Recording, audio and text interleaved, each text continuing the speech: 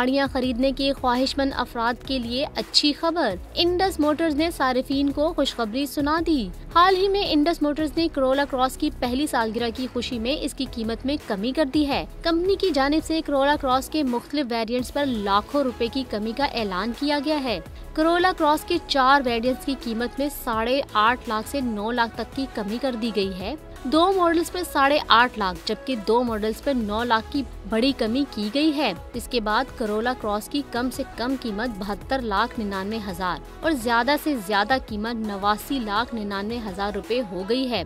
जराये के मुताबिक रवां साल गाड़ियों की फरोख्त में नुमाया इजाफा भी देखा गया है।